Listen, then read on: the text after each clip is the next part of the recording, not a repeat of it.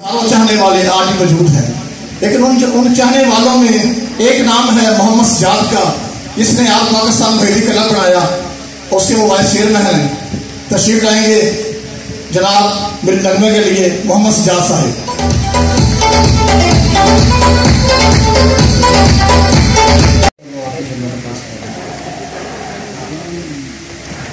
साजा की इजाजत से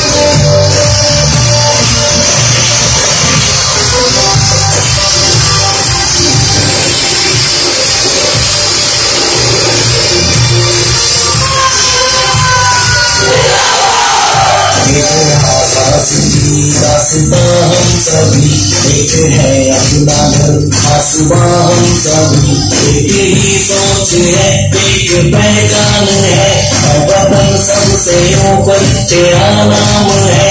आई है ये कसम आई है बाखुदा तुम्हें दुश्मन सभी ये वतन है सदा हर दिल की आवाज़ दिल की आवाज़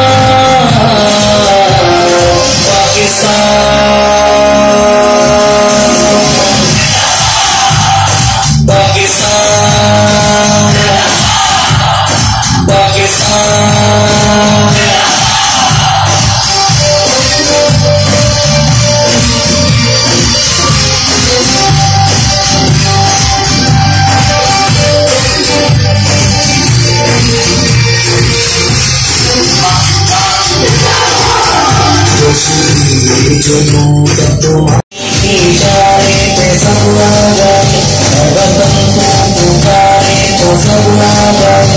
आई है ये कसम आई है बाखुदा तुम्हें दुश्मन सभी ये वतन है सदा हर दिल की आवाज़